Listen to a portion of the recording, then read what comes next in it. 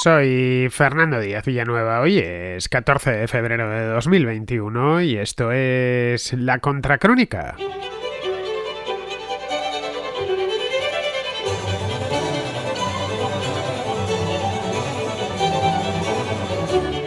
Bienvenidos a la contrarréplica, una contrarréplica de San Valentín, que hoy es 14 de febrero. La contrarréplica, para los que escuchéis este espacio por primera vez, es un programa en el que el contraescucha pues toma su teléfono, envía una nota de voz. La de los domingos es siempre de temas más de fondo. Los asuntos del día los suelo tratar durante la semana, de lunes a jueves. Paso las notas que son más urgentes, que tratan asuntos que se pasan, que caducan rápido, vamos, que se pasan de moda. Y entonces pues no tendría mucho sentido, por ejemplo, ahora mismo tratar un asunto de hace 1 o 2 años o 6 meses o 6 semanas. Entonces lo que hago es guardarlas, las que tratan asuntos más de fondo, y me las traigo para los domingos, de tal manera que estamos escuchando en estas contrarréplicas notas que me llegaron hace bastante tiempo, meses e incluso algunas son de hace más de un año, pero bueno, están perfectamente de actualidad. En el caso de que queráis participar, ya sea entre las contrarréplicas de la semana, de lunes a jueves, o en esta de los domingos, no tenéis más que enviar una nota de voz al siguiente número de WhatsApp que os voy a dar ahora. Es el 690 827909, con el más 34 delante en el caso de que estéis fuera de España, para que me llegue bien el mensaje. Las notas de voz tienen que durar entre 1 y 3 minutos, y lo más importante de todo es que tienen que escucharse bien. Esto es un programa de radio y lo único que tenemos para disfrutar de la radio son los oídos. Es el único sentido que le podemos aplicar. De ahí que la calidad del audio es fundamental, es clave. Sin calidad de audio no hay vídeo, no hay radio. Y por lo tanto, si fuera vídeo pues sería distinto, porque tendríamos la gestualidad, otros recursos. Pero en el caso de la radio todo es la voz y tiene que escucharse alto. Y claro, tampoco tan alto como para romperlo, pero es decir, romper los niveles y que aquello sea irrecuperable. Pero bien, los micrófonos de los teléfonos actuales graban bastante bien, simplemente basta con que haya silencio. Bien, pues con esto pasamos ya a la contrarréplica.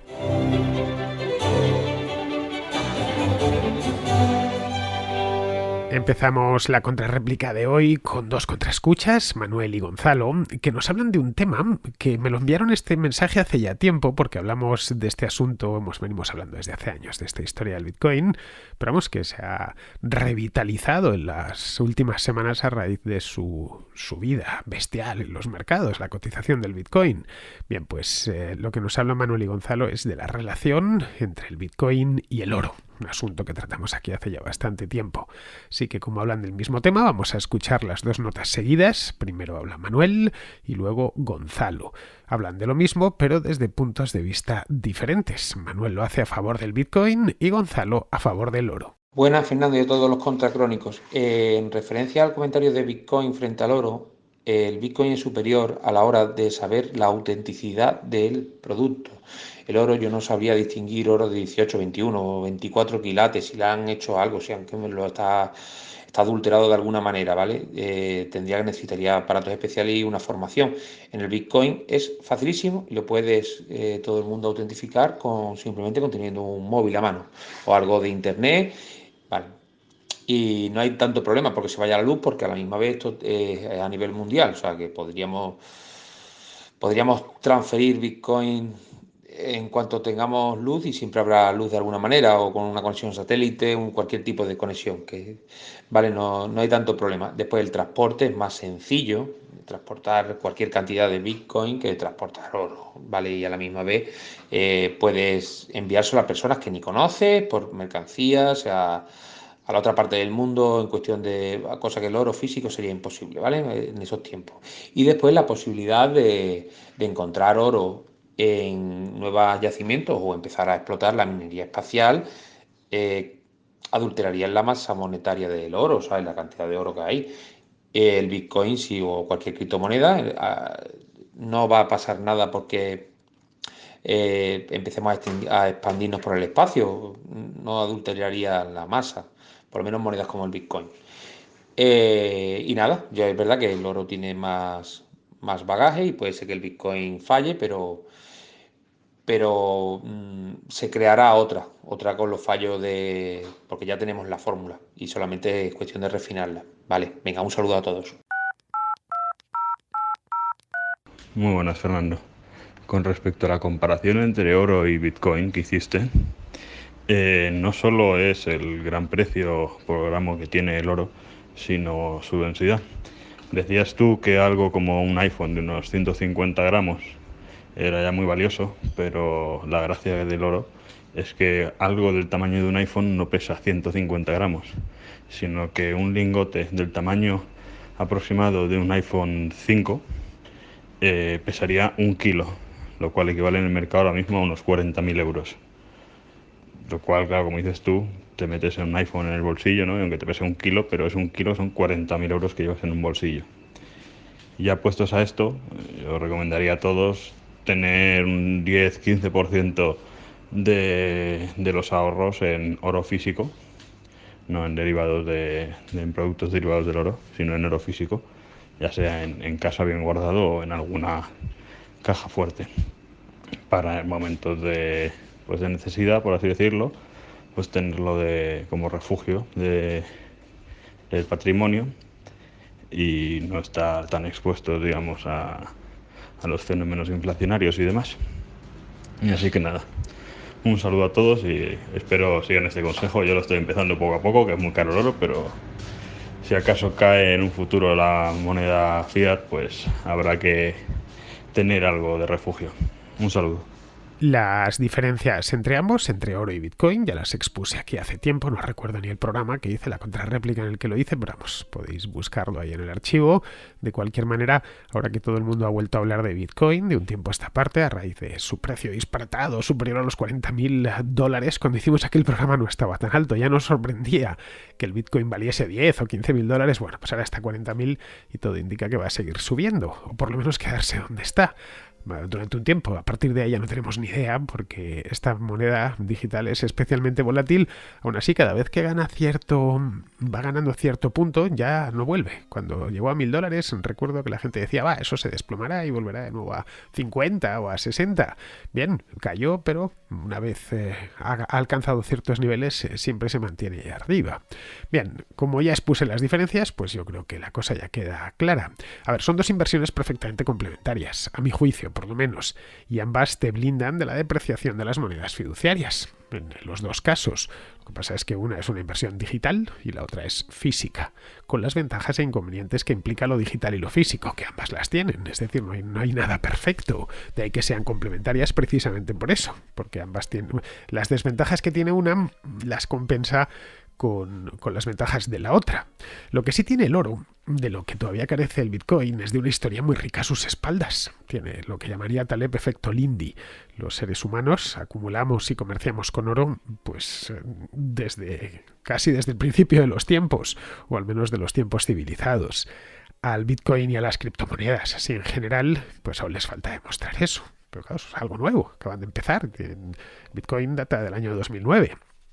Eso desde que se creó, que desde que empezamos a tratarlo y hablar de él, menos tiempo aún. Estamos hablando de 7 u 8 años como mucho.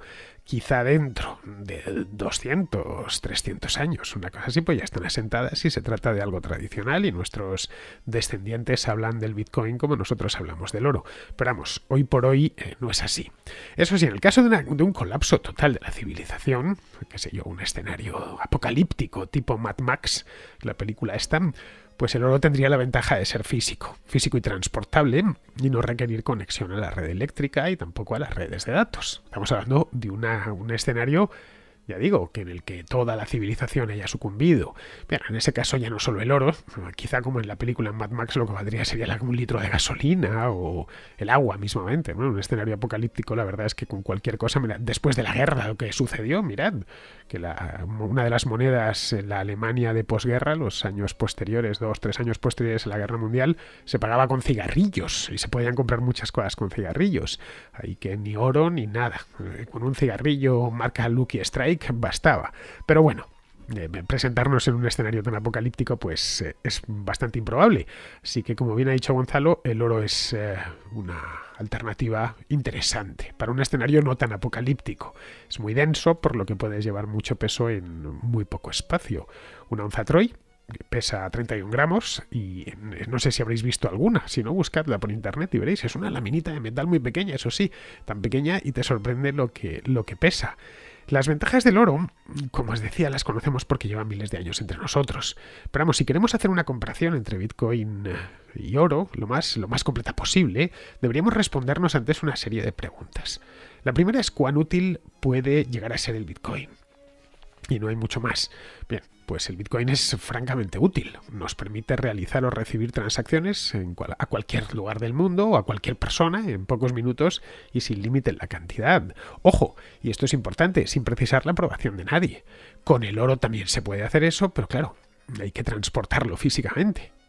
Con el dinero fiduciario, si lo llevamos también lo podemos transportar físicamente, pero si lo llevamos en un maletín, pues sería como el oro. Pero claro, eso es ilegal y podrían meternos en la cárcel al salir del país. El oro, en cambio, un lingote lo podemos convertir en joyería, por ejemplo. Lo podemos convertir en un reloj de oro, en 1000 cosas, ¿no? Es muy transformable. Si el dinero lo queremos hacer por transferencia bancaria, mover ese dinero, pues necesitamos un banco que tiene que autorizar y facilitar una operación que por supuesto queda registrada y el gobierno puede trazarla. Caray, por eso es tan habitual en el tráfico de ciertas mercaderías como la droga o las armas. Luego otra pregunta sería la transportabilidad en sí. A ver, el oro es un activo físico. Requiere la transportabilidad y almacenamiento. El oro requiere de cajas fuertes. Bueno, y dependiendo de la cantidad, de un transporte blindado. Para llevar una onza no, pero si queremos llevar 3 o 4 kilos de oro, o sea, a nadie se le ocurriría mover 3 kilos de oro en una mochila. A los precios actuales, 3 kilos de oro pues son $180.000 y meterse con ella en el metro. El Bitcoin, en cambio, es un activo digital y no ocupa espacio físico. Otra pregunta sería qué podemos comprar con él.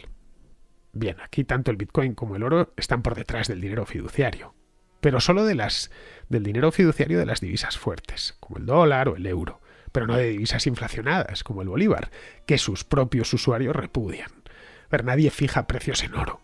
Hoy es así, ni siquiera de productos lujosos. Si quiero comprarme, no sé, algo que sea muy caro, un Ferrari, o un automóvil de estos carísimos, de mega lujo, que están hechos casi personalizados para el cliente, qué sé yo, que puede costar 250.000 euros, quizá me estoy quedando corto, y me presento allí con 1,5 kilos de oro, pues el vendedor se va a quedar estupefacto al principio y me va a decir, no, caballero, pues metemos de dólares o euros, porque el oro es un problema para mí.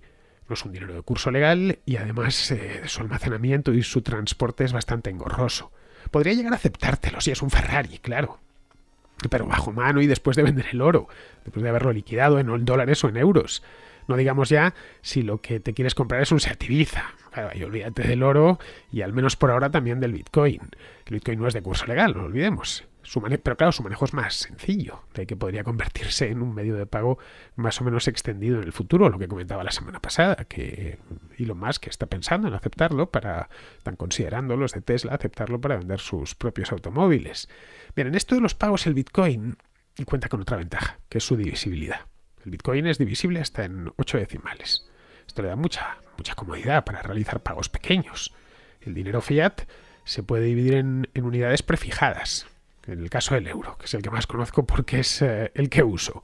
Tienes 1 céntimo, 2 céntimos, 5, 20 y 50 céntimos, ya está. Luego monedas y billetes de monedas de 1 y 2 euros y luego billetes de 5, de 20, de 50, de 100, de 200 y de 500. Yo de 500 nunca he visto uno. Los hay, sé que existen, pero nunca he visto uno. Bien, no hay más.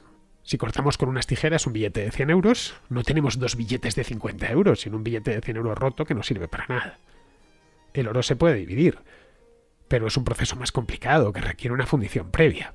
Un lingote de oro, como los que emplean los bancos centrales para sus reservas, que están en las cámaras, pesa unos 12 kilos y de él se extraen 400 onzas Troy.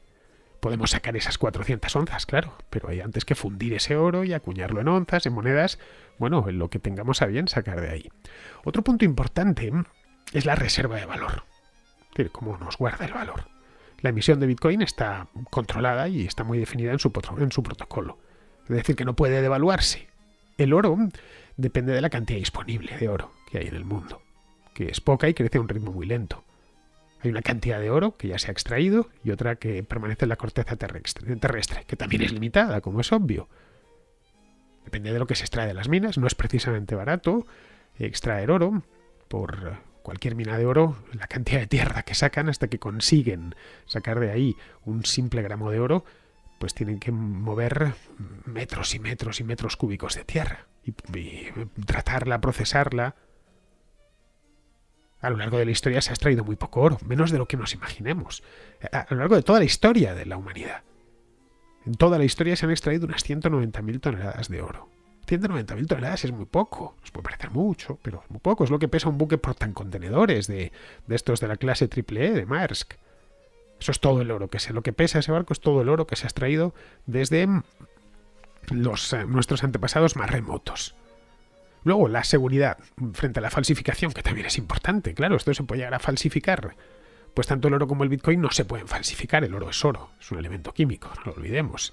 Puedes envilecerlo, obviamente, y se ha hecho siempre envilecer el oro, pero se puede descubrir la trampa, claro. Eso sí, lleva algo de tiempo descubrir la trampa porque habría que analizar el lingote o la onza. Creo que aquí me han dado gato por liebre. Entonces la tienes que llevar a un sitio que te miren si realmente lo que hay ahí es oro. Bueno, con la fundición ya sé cuál es de lo que está compuesto. En el caso del Bitcoin, el sistema parte de una red de nodos que están distribuidos a escala global que se encargan de verificar cada transacción que se realiza en Bitcoins. Si detectan algún intento de estafa o de fraude o algo así, pues lo rechazan en el acto.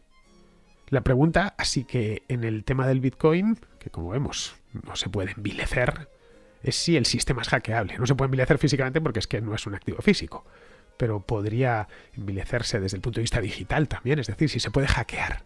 Hasta el momento no ha sucedido, pero podría suceder mañana. Claro, todo sistema informático es hackeable. Luego, en cuanto al dinero fiduciario, pues no hace falta que os lo diga. Quien lo envilece es el propio emisor, emitiendo a placer sin respaldo de ningún tipo.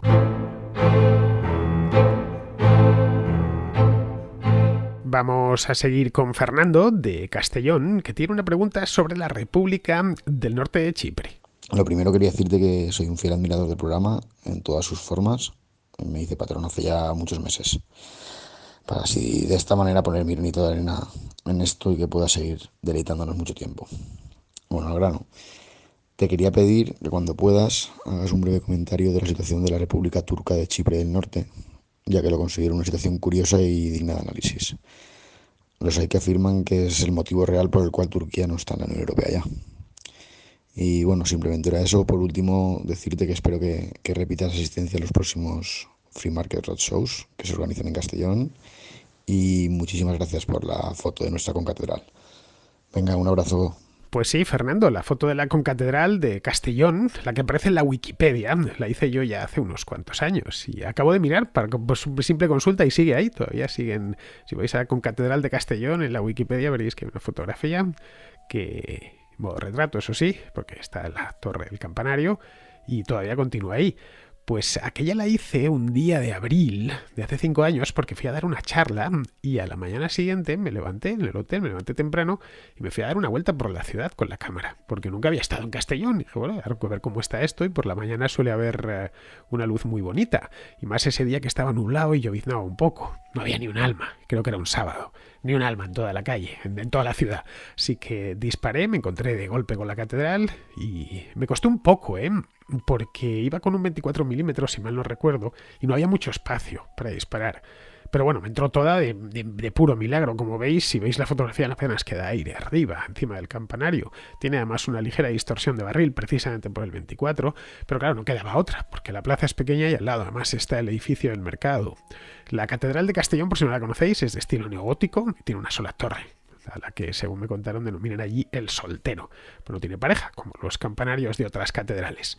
Pero bueno, respecto a lo que preguntas de la República Turca del norte de Chipre, a ver, oficialmente no existe, es decir, que solo la reconoce Turquía. Pero claro, que no exista oficialmente no significa que no exista en la realidad. Está ahí, es un hecho y se puede pisar y tocar. Ocupa el tercio septentrional de la isla y tiene su propio gobierno, que en esencia es un gobierno títere del gobierno turco. Tanto la Unión Europea como Naciones Unidas consideran que es un territorio ocupado desde el año 1974, es decir, que la cosa ya va para medio siglo, y luego entre los dos Chipres hay una zona desmilitarizada y que administra la ONU.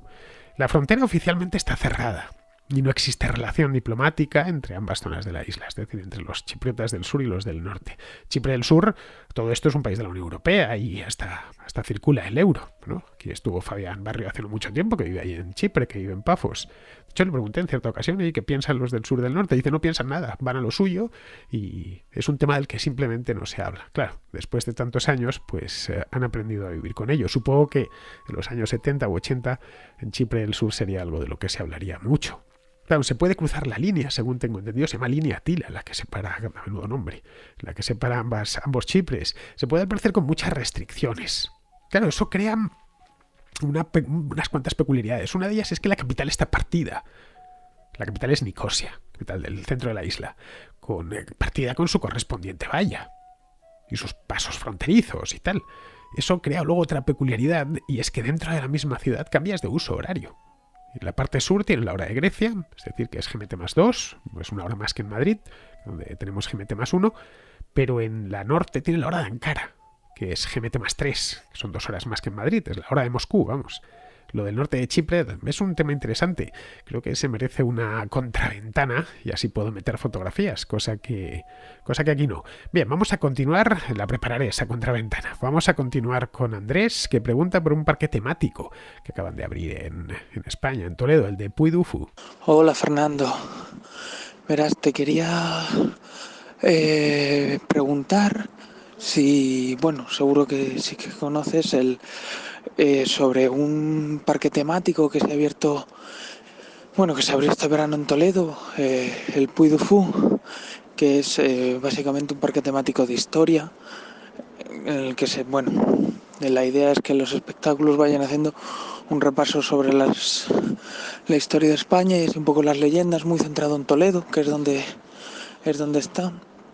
Y nada, quería pedirte tu opinión sobre qué te parece esta iniciativa. Al final, según tengo entendido, el Parque de Francia, que es, digamos, la matriz, pues después de Disneyland, el parque más visitado de Francia. Entonces, quería saber si habías oído hablar de él y qué te parece esta iniciativa, o un poco todo, porque sí que, por lo menos a nivel castellano-manchego, digamos, sí que suscitó una cierta polémica. Incluso, el país le hizo una crítica un poco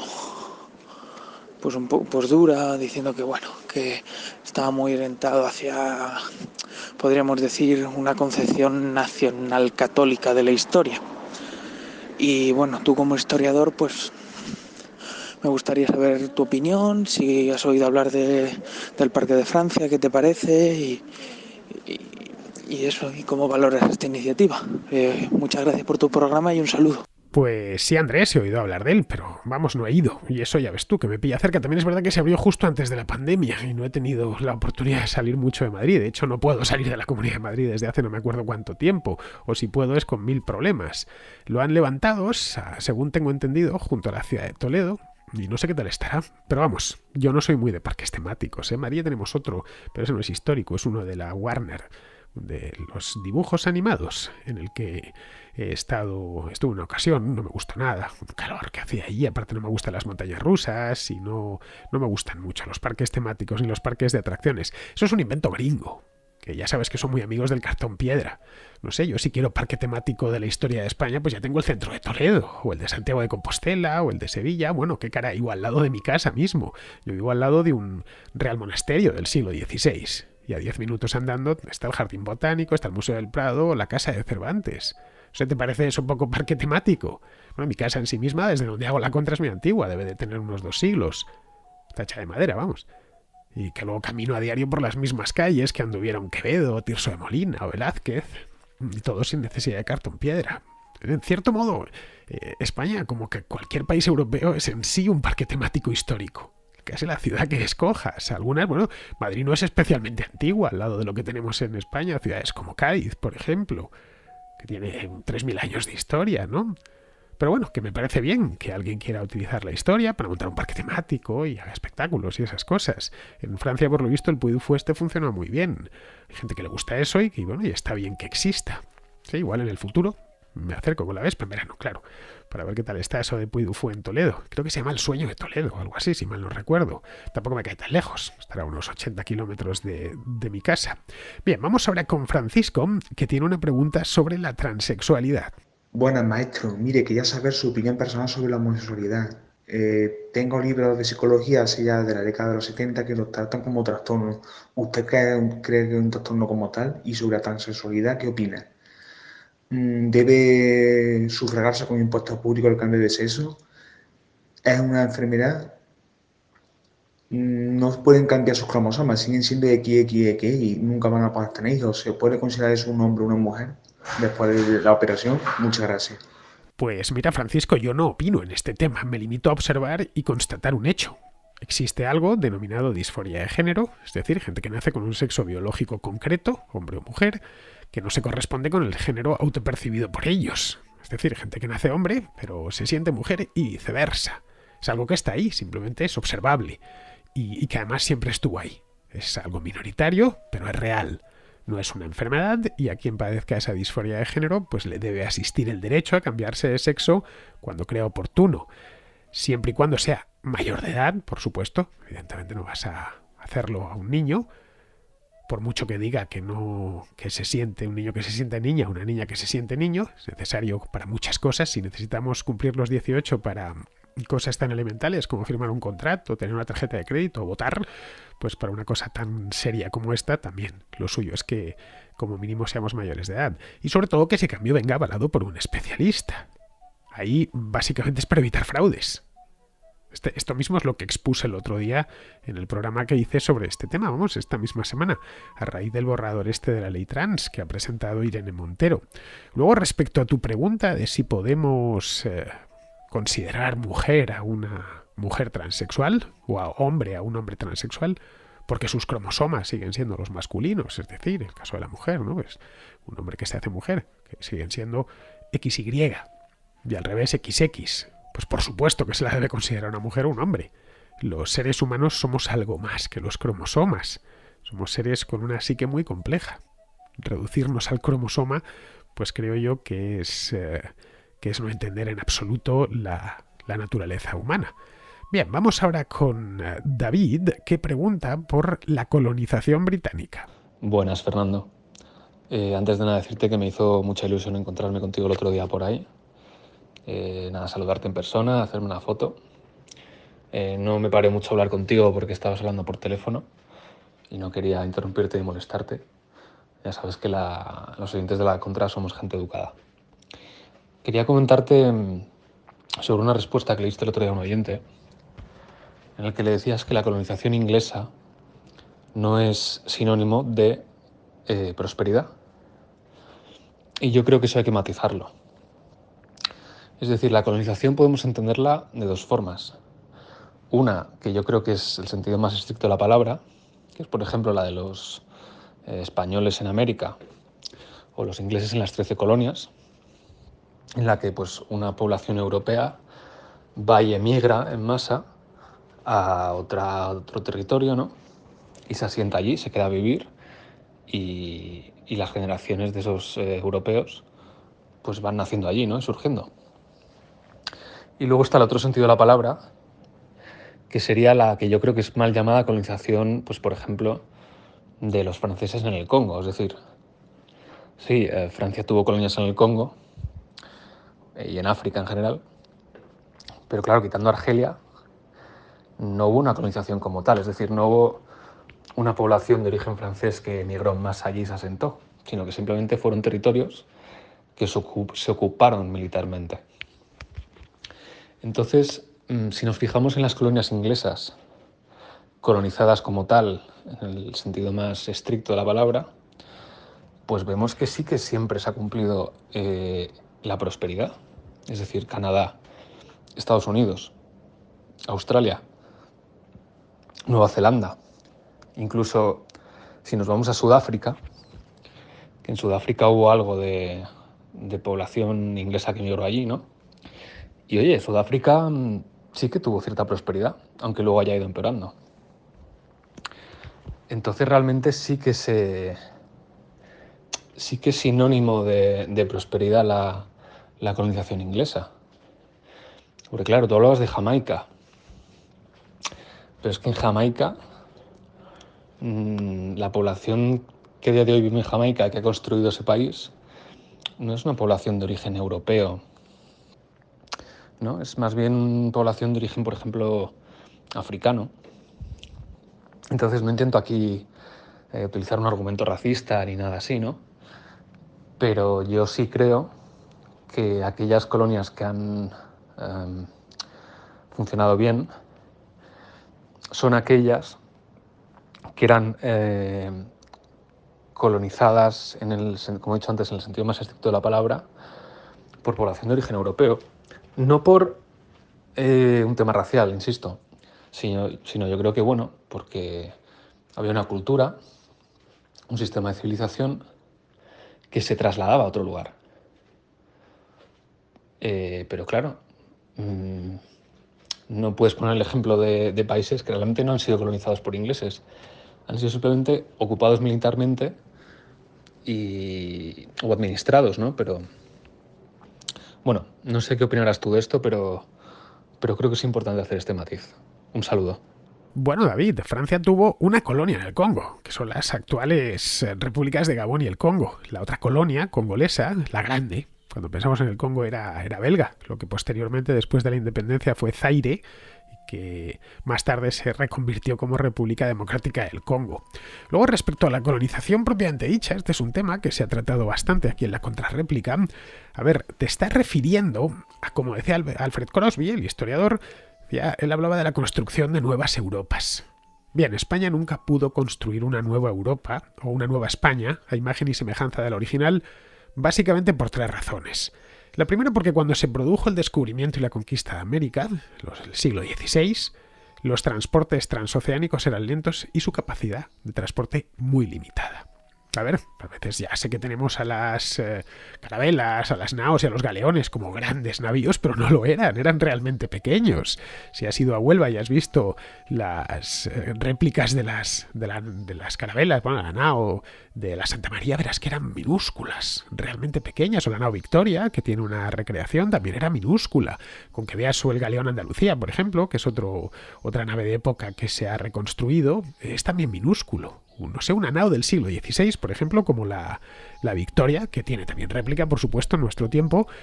Este barco, esta nao, dio la vuelta al mundo con el Cano a principios del siglo XVI. Bueno, tenía unos 25 metros de eslora, pesaba no más de 80 toneladas y podía transportar a 45 hombres. Esto para que te hagas una idea de la poca gente que podía mover una nao. 45 hombres, apiñados, por supuesto.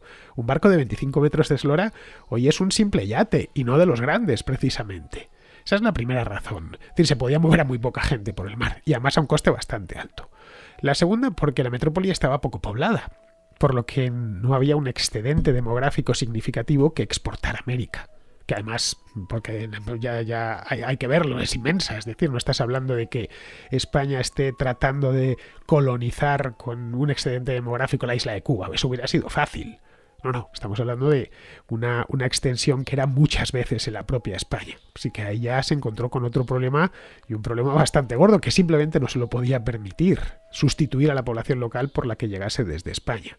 Si los españoles hubieran quedado en el Caribe, es decir, en Cuba, en Puerto Rico, en la República Dominicana, en las islas del Caribe, pues quizá hubiera sido posible a lo largo de 1 o 2 siglos. Hubieran podido convertirlo en una nueva Europa, como se había hecho antes en Canarias, por ejemplo, en los siglos XV y XVI, pero no en un continente tan grande y tan intratable desde el punto de vista geográfico como es América. Luego la tercera sería porque desde el principio la colonización española se fundamentó en el mestizaje y no en la eliminación sistemática de la población existente, como hicieron los colonos británicos en Norteamérica, o en Australia, o en Nueva Zelanda. Los españoles en América o se mezclaron con los indios o convivieron con ellos. En Guatemala lo ves bien. Mira, la capital de la Capitanía General de Guatemala, luego la cambiaron ya a finales del siglo XVIII a la ciudad de Guatemala actual. Era lo que hoy se conoce como Antigua Guatemala, una ciudad preciosa, patrimonio de la humanidad, que está en el fondo de un valle rodeada por 3 volcanes. Bien, esa era la ciudad española. Alrededor había pueblos de indios que mantenían su idioma. Lo que se hizo fue convertirlos al cristianismo y ponerlos a trabajar en las encomiendas de los españoles, pero no se les sacó de allí, como sí hicieron los ingleses en Virginia o en Massachusetts. cada kilómetro cuadrado que ganaban los ingleses en Norteamérica, por eso fueron tan lentos, caray. En el interior lo limpiaban de indios, se iban sobre ese espacio construyendo su nueva Inglaterra. Por eso las Indian Wars, las guerras indias, fueron tantas y durante tanto tiempo. Luego, en ciertas zonas de América en las que no había indios, en la América del Sur estoy hablando, no en la del norte, o había muy pocos, como por ejemplo Uruguay, pues ahí sí que se construyó algo parecido, una nueva Europa o una nueva España. Por eso, por ejemplo, Montevideo es tan familiar para los españoles. Algo parecido sucede con Argentina o con muchas zonas de Chile. Los británicos fueron limpiando en sus colonias de poblamiento quienes las habitaban antes. Si se encontraban gente, la sacaban de ahí. En lugares donde había pocos indígenas o eran indígenas muy atrasados, caso de Canadá, Nueva Zelanda, Australia, les costó poco. En otros donde la población indígena era muy numerosa, como Sudáfrica o Zimbabue, pues no lo consiguieron. Pero no se mezclaron, a pesar de ello. Crearon sistemas de apartheid, es decir, dos sociedades separadas. Una para los indígenas y otra para ellos, con una separación racial estricta. Los matrimonios entre razas estaban simplemente prohibidos. En América hubo leyes contra... En América del Norte estoy hablando, leyes contra los matrimonios mixtos hasta el siglo XX. Lo mismo en Australia o en Nueva Zelanda o en Sudáfrica, no digamos. En la América española siempre hubo matrimonios entre españoles y indios. La propia corona lo recomendaba desde tiempos de Isabel la Católica. En Sudáfrica llegó a tal extremo que, como no sabían qué hacer, llegaron a crear bantustanes, como Transkei o Ciskei, para meter allá a los negros.